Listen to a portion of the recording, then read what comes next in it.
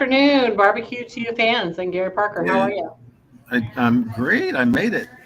You made it barely in your busy philanthropy restaurant running life. That's right. I feel I'm like the old days. I'm retired, right?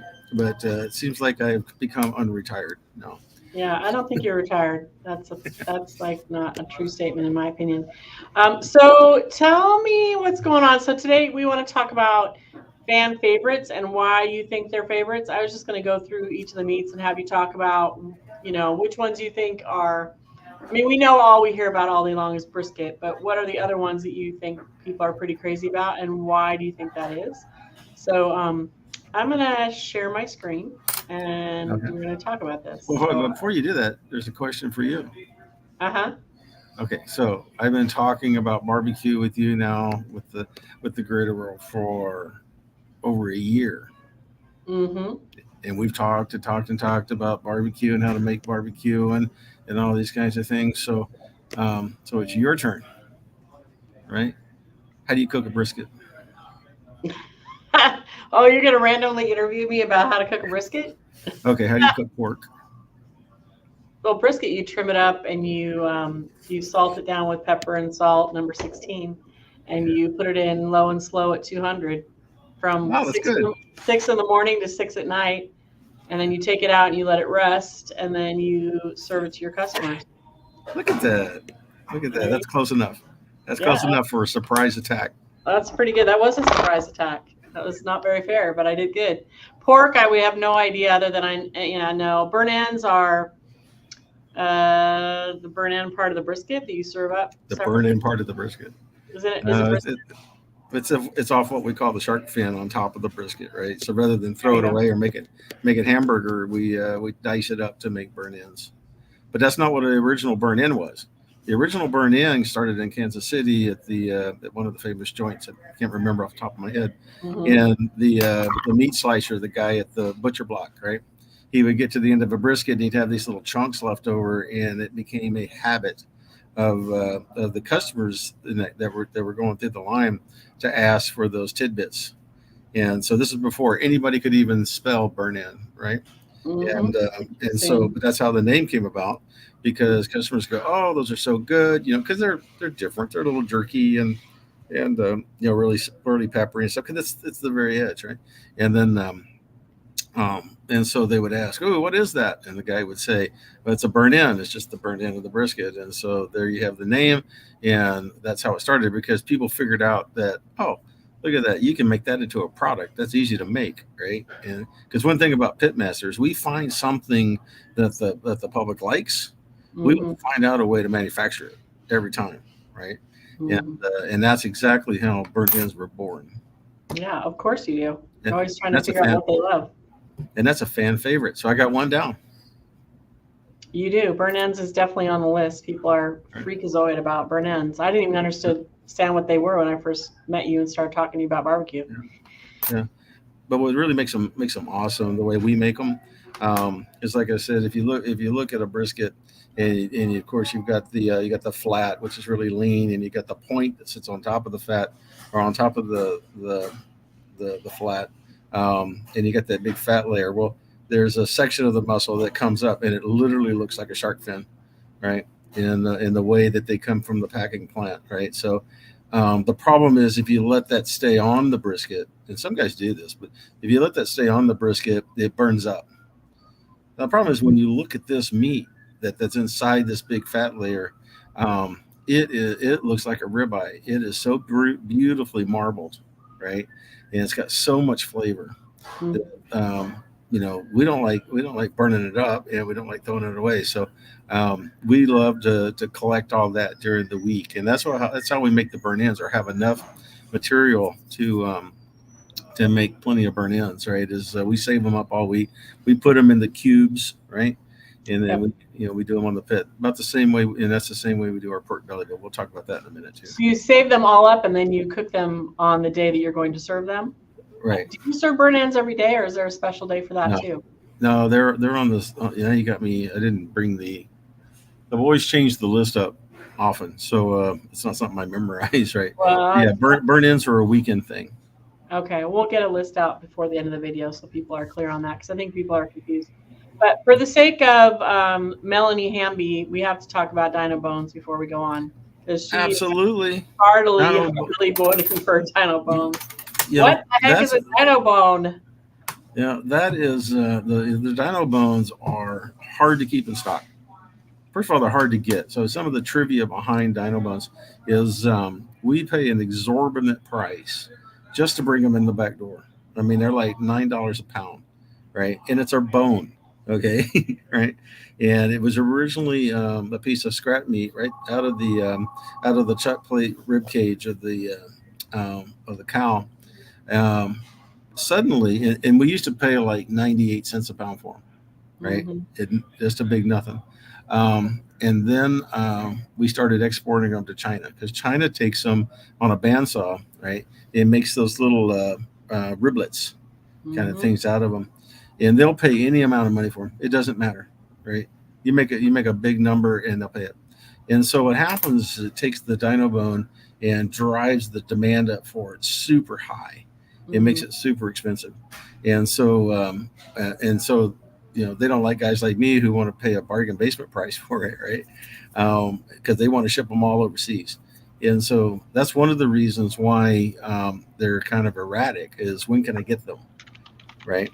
Oh Because if they're wow, so loading up, they're not if always they're available. Wow. yeah, so if they're loading up a cargo container, right, full of cases of ribs, sometimes it's hard for my suppliers to get a box in for me, right? And so it gets to be a little variant. But when we do get them, people absolutely love them, right? They're a novelty, is what they are. They're called the Dino Bone because it's referred to as the old Fred Flintstone commercial when they bring out the rib cage from the Tyrannosaurus, right?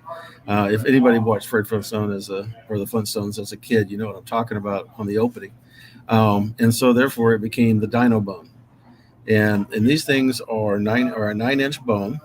The bone itself is about an inch and a half wide by 3/4 of an inch thick. So it's a big chunk of the cow's rib cage, but it's got a meat section on it that is so beautifully marbled and so fatty. But the fat is very light in nature. It's not a hard fat; it's a very soft fat. So it carries a tremendous amount of flavor, right? And so you basically make them the same way as you do a brisket, only the timing's different because you're only dealing with a rib instead of a big thick chunk of meat, right? Um, people there's a whole um, culture around just the dino bone, right? We've had the summertime we've got um, groups that come in, and they'll come in early on a Saturday morning and they'll buy all of them. And I've had, first of all, I can't even eat one of these. I'm a big fellow, and I don't eat a dino bone very often just because I can't finish it, right? And it's wasteful. But I've got folks that will come in here, and they'll buy two of them, right? And they'll sit right there in the lobby, and I'll watch them. They'll eat both of them, right? you know, and I just cannot believe, right, Wow, that a that's human insane. being just consumed that much meat, but uh, Yeah. they're just that good, and the bones are great because if you save your bones, you want to talk about making a broth, right? A lot of people ask me, "Can you save the bones for me?" Because I want to make a broth out of them, right? And so we'll get a half a dozen bones or more, a few more together for the. We just give them away. It doesn't matter. I'd rather give them to somebody that wants them than to throw them away, right? So, but yeah, Dino Bones are certainly a fan favorite. It's a big deal for those who love them, especially Melanie. Melanie is a great customer. She's in there all the time, and she loves her Dino Bones. I'll tell you that for sure. Mhm. Yeah, she's pretty enthusiastic apparently.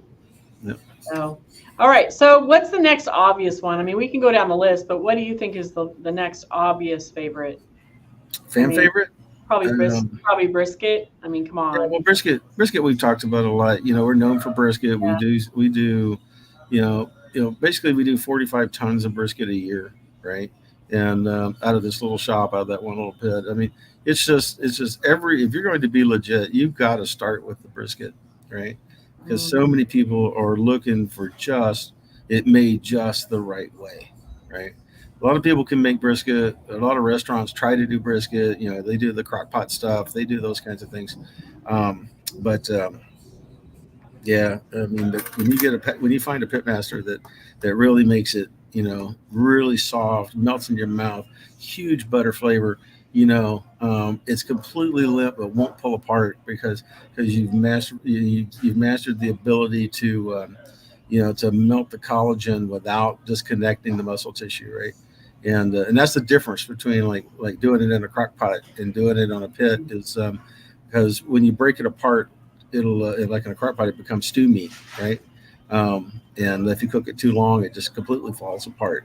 But in a pit, right, you can melt the collagen but leave the connecting material between it. You can see it right there in that picture. You can see the difference, the little areas that make up the muscle, right? And but you see that little black stripe in between them. That's where collagen was, and all that wetness that you see that's that melted collagen, right? And so that's what you're after when you do a brisket, right? In that particular picture, you can see the fat cap on top with the bark built up on it. Um, Mhm. to do those things I just described, that takes a lot of time and a lot of hours to practice on what's going on, right? To get that consistent, and then to do it professionally, so that you do 45 tons a year, and for the most part, it's all identical, right? Um, Try to do that. That's reason, guys. I guess we try to. We try to tell people, we say this is what you need to do in order to get that to happen, right? So I give those speeches for free, by the way. On how to do brisket, how to cook brisket properly.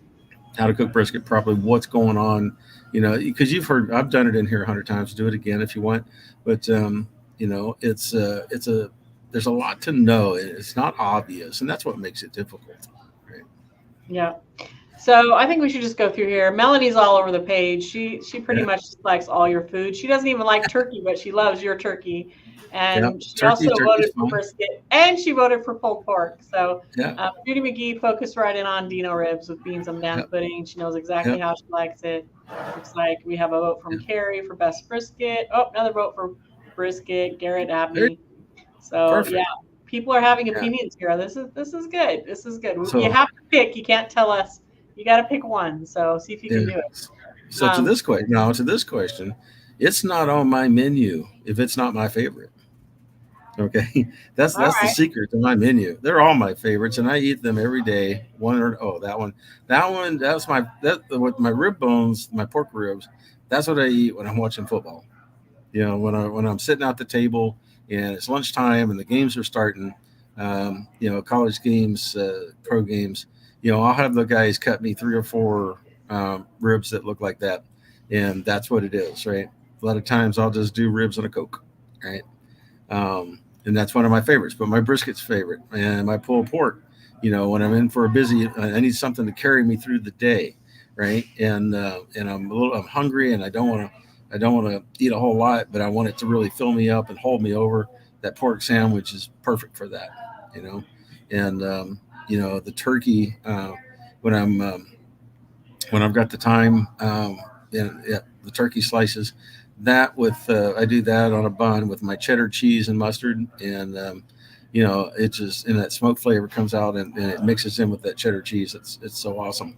I can just do this all day long. But if you really want to talk about fan favorites, we can't ignore the whole section of the menu that's called fan favorites.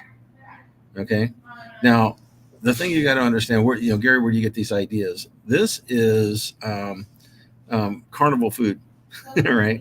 So when we're out doing event catering, with different types of event catering, like when I was at the racetrack that we talked about that one time, what was I feeding those guys, right?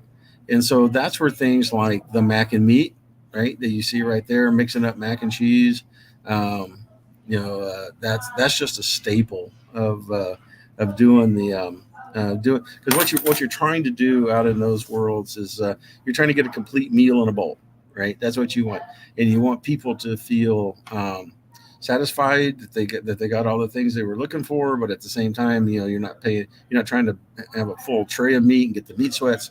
You just want the flavors, right? And you want it to be good. And so when you look at the barbecue boat there, where we split the sausage like a banana, right? And we put pork, potato salad, and beans in there all in one meal. That there is no other perfect meal, right? That you can get for for the 11 for the $12, right? And it's heavy. That thing is at least a pound and a half. I don't know what it really weighs, so don't quote me on that. When you pick that burrito bowl up and you feel it, you're going, man, that's heavy. Mhm.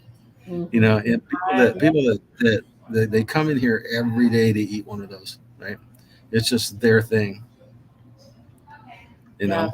they're crazy fanatics. Is what they And, are. and while you're there, you want to talk about another fan favorite. There's a whole cult around the banana pudding that you had showed up right there, and all the classic things that go on. Now, here's some trivia about the banana pudding. Now, I use banana pudding to make it, right. The thing you can go to the grocery store over here and buy, and say, banana pudding. Um, but the real way in the South that many people make banana pudding is with vanilla pudding, right? And then they use the bananas themselves and the cookie, right, to do it. So I like just getting the flavor out there. So it's easy, cheap, and easy for me to just go with the banana pudding to start with, put the fresh banana in it, and the cookie. Now the other part about the Southern banana pudding is there's a huge debate around it. Okay, and people are Vanilla versus banana, or no, wafers no, versus no wafers.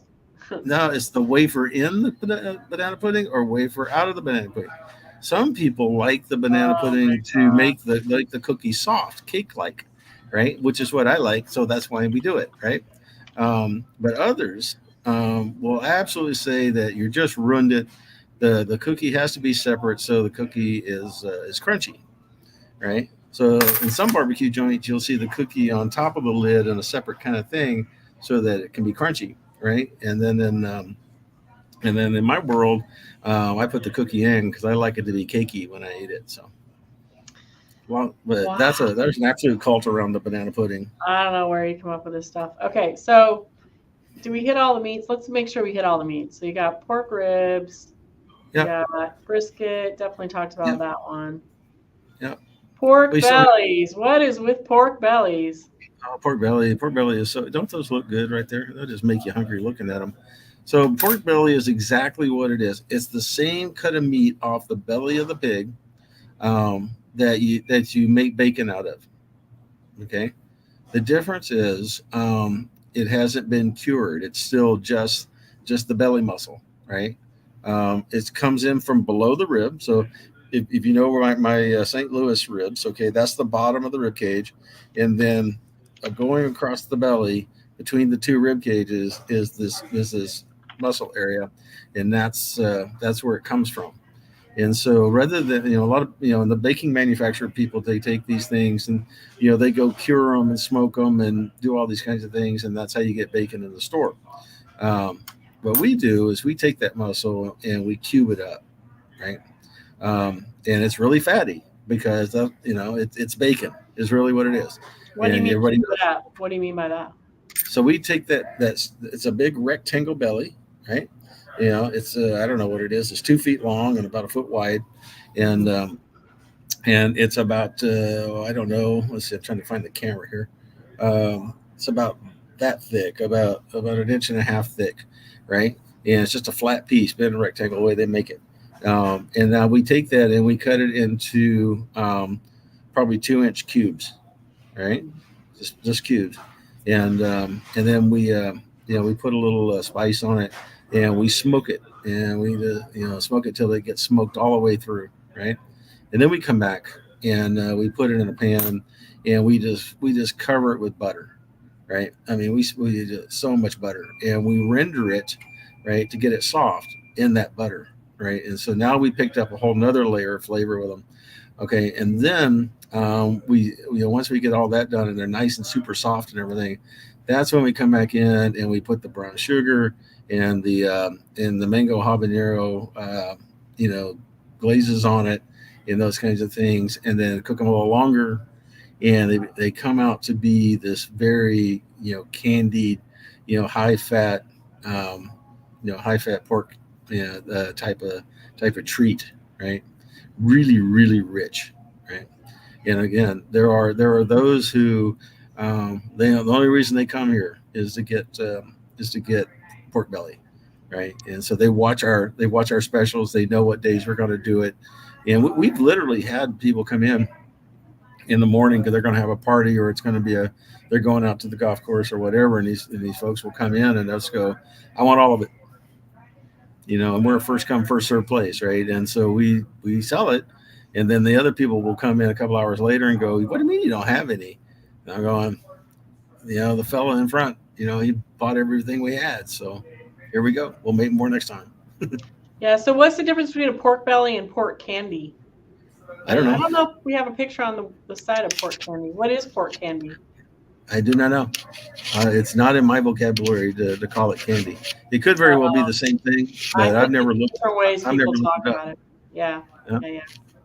Yeah. Because it's candied. It's got kind of got a candy glaze on it, but I don't call it candy. I call it pork belly because that's what it is. Got it. So what about your turkey? What makes it? How do you prepare your turkey? I know it's Um, smoked. yep. So the way this goes in, it's very lightly peppered. Right when it goes into the pit, it stays there 4 or 5 hours. It's really smoked. So then we take this. We take these very large breasts that we get. We order them special. We put it in that aluminum pan that you see, and then we put maybe 2 pounds of butter in there with it. Okay. And so what's happening when we do the render on these, meaning turn it soft, right?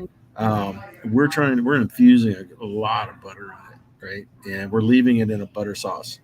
And we've actually had people love that sauce. They want that sauce out of the pan, right?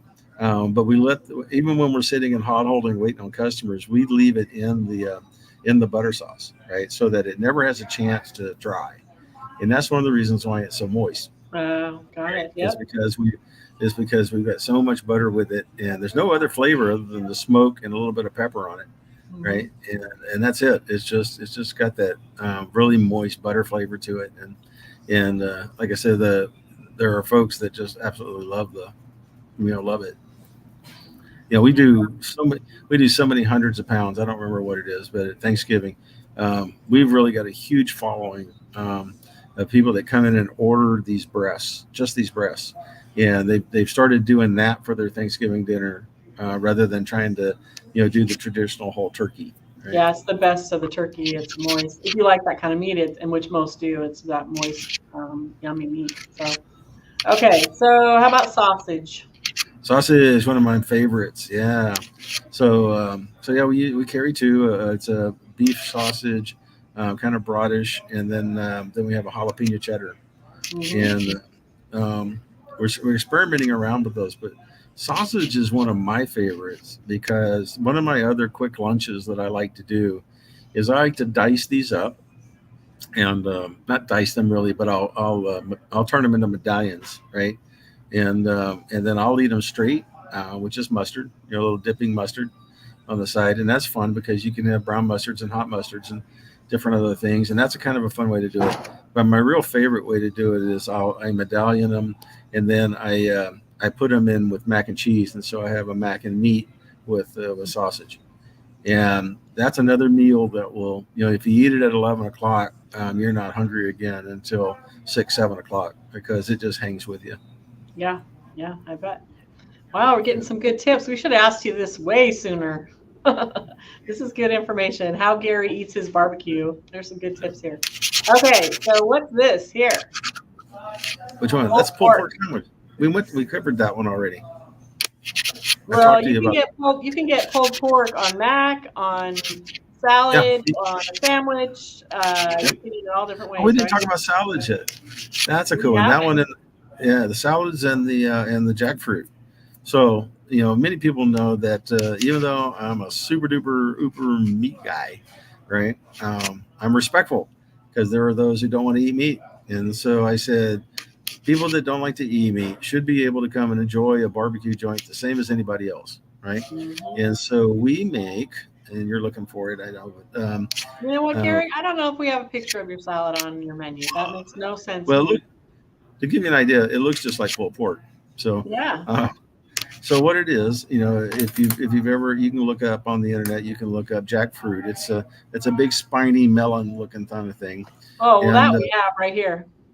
Yeah. here you go. We'll get a better picture of that. But it's the interesting thing. The young, that's important to say. The young jackfruit, not the mature jackfruit, but the young jackfruit has when you split it open, it has a meat, well, inside of a fruit. It's also called meat. It's got an inside that looks very much like pulled pork when you take it out of the skin, right? And it pulls like pork, but it's not pork. It's just the stringiness of this particular fruit. And so we take that fruit and we put it in a skillet with some spices and with our sauce and some other things. And we make a vegetarian pulled pork out of it, right? And that way, because one of the things that our customers that are vegetarian will tell you is they get so tired of doing salads and they get so tired of doing the mac and cheese and you know and these kind of things because a lot of people don't try to put something out there for the vegetarians. We want a full flavored offering is what we wanted for our vegetarian friends, right? So now you can come in, have a beer, have a sandwich, just like your friends are doing, except for you can rest assured that it's vegetarian and not meat based, right? So That's very so kind of you to have compassion on your non-meat friends. there you go. That's And what was that's the other one? beautiful, Gary. Oh, the salads. The salads I got to talk about. I love the salads. So the most common one that we do Mhm. is we take our smoked chicken, right? Because that chicken is you guys have all had it. Y'all know that's got that really rich barbecue flavor to it. And we take that and we put that over a Caesar salad bed for our smoked chicken Caesar. And you want to talk about another thing that's really great for lunch, and particularly if you want to get light on your feet, because it's not so filling as a lot of our other offerings are, right? And you kind of feel better about yourself because you at least got some green in you, right? Now most barbecue guys don't care about that, but you know, I but feel some better do, just talking about it. right? But the one that's the sleeper that people try later, right? Because they've been through the menu and they go, oh, I've never tried it, I'll try one. Is the brisket gorgonzola.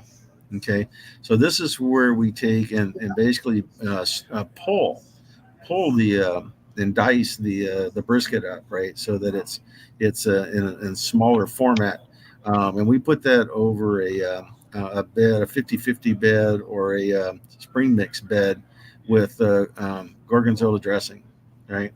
And if you stop and think about it, the gorgonzola flavor with the sharpness of the gorgonzola, it kind of interacts with the pepper and salt of the bark on the brisket, and it gives you a heavier flavor on your palate because it's got all the beef fats in there, right?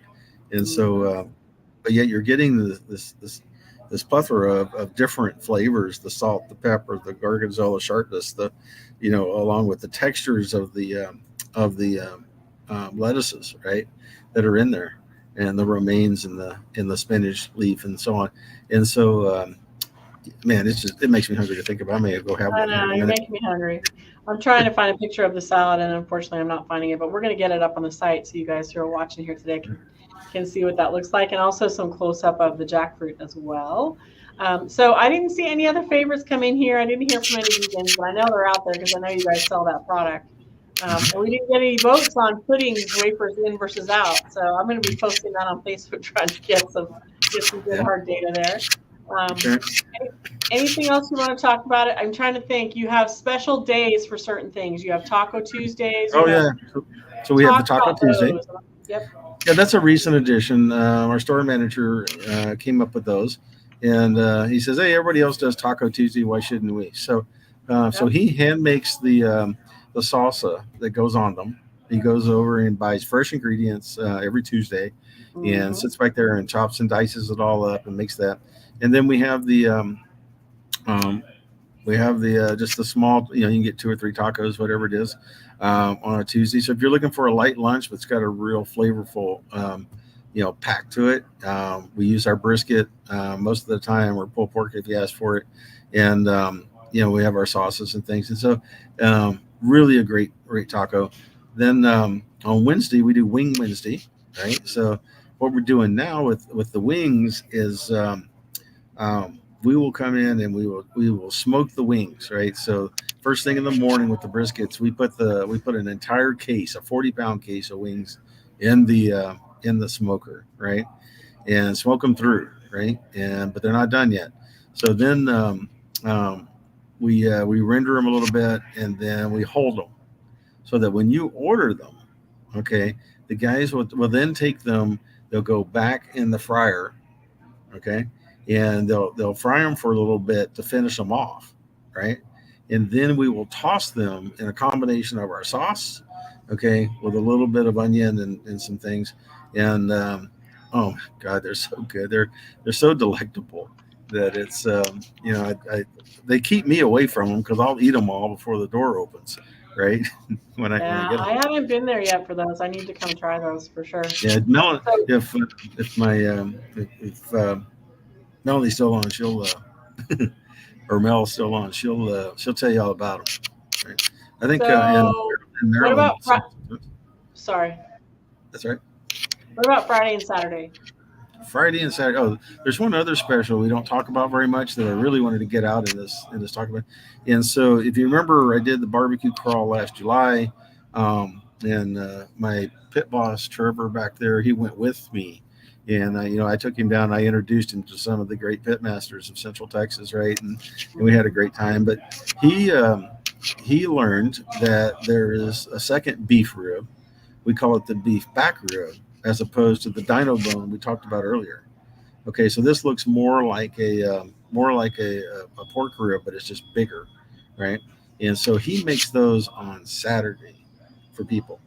So if you want that beef flavor, but you don't want to try to deal with that big, that great big bone, because some people don't like dealing with that really super rich meat, getting meat sweats every time.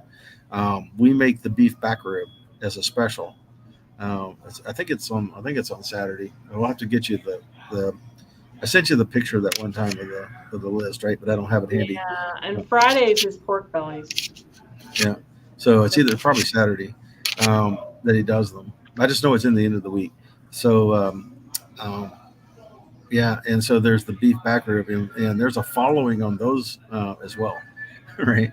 And because those it's like my niece Holly, right? She loves the beef back rib, right? Because they're not as peppery, and it's really about more smoke and more meat, right? And but yet you do the same texture as the pork rib, where you try to make it fall off the bone, that kind of thing.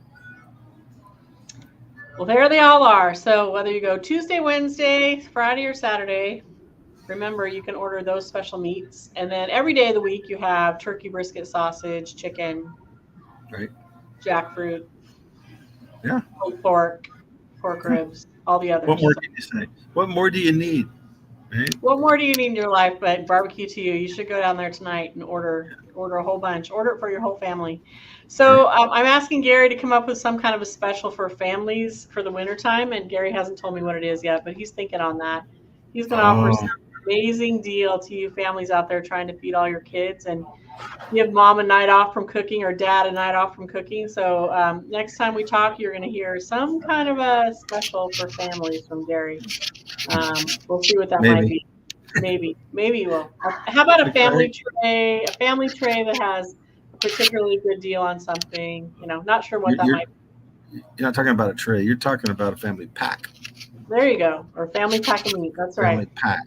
Yeah. Yep. So anyway, I'll ponder on it. All right. We do have some menu stuff coming up here. I don't want to be a Debbie Downer, but we do have inflation still running pretty rampant in the food industry, regardless of what you hear on the TV. So again, I'll tell the world up front. pretty soon we're going to do adjustments, our yearly adjustments, right? So uh, please don't yell at me. It's not me doing it. It's just the way that this environment works, right? So there's that going on. So then, on a finer note, I don't want to forget because we've been running long today, but I don't want to forget about philanthropy, right? Mm-hmm. So one of the things I wanted to bring up today was we have a wonderful young lady that's in here from four. She's got restricted hours because she's 14 years old. The author of this book is 14 years old. So her parents come with her and stay with her, right, Mm-hmm. during the time. So, but her name is Ashley Carmen, and she is a fabulous person. You've got to come talk to her. It's such an interesting thing. I meant to go grab her book so I could show it to you. That's okay. Um, but it's I believe it's called Magpie out there. But it's so inspiring to do, to have the um, somebody that's a 14-year-old author, because so many of our guys or guys and gals are retired, and the third act is their authoring, because they've had Mm-hmm. professional lives and things. But to have somebody that's just coming out of the chute, and already being successful in the industry. It's just an amazing thing, and I encourage everybody to come meet her and talk to her this week if you can. Wow, that's amazing to have a book written by the time you're 14. Yeah, she's doing her. She's almost got her second one done. That's Right, inspiring. Okay, how about this? Is this accurate for January happenings, authors? author coming events. Yeah, we've got all that kind of stuff going on. Yeah, yeah. Deborah's paint classes first Wednesday. She got a really cool picture out there. You see it in line, so you get all month. You get to see what she's going to do next. I highly encourage that. Those folks have so much fun, right? Yeah. Um, doing that paint class. It's amazing. Tuesday senior bingo is still out there. It's outstanding. Senior movie day this month for January is special. We have arranged to have a speaker who is a certified authority over the Titanic. And so he's going to come to the theater, is what we're attempting to do. I'll tell you next time if it worked or not. But he's going to give an hour presentation about the ins and outs of the Titanic and all these kinds of things, just like you would see at a museum. Mhm. We'll give the patrons a little bit of a break, and then we're going to play the 1958 version of A Night to Remember, right, which is the Oh, okay. original movie about the Titanic. And so this is so to give you an idea. To find the speaker is one thing, but to find a 1958 movie on Blu-ray so it can play over at the Galaxy Theater, that's yet a challenge all in itself, right?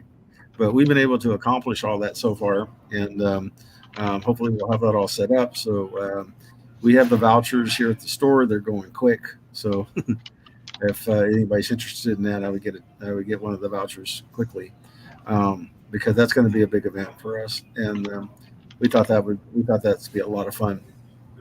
Kind of take it up a notch for 2024. Yeah, that's a lot. That's a lot going on. Impressive. I love the speaker idea. Very fun.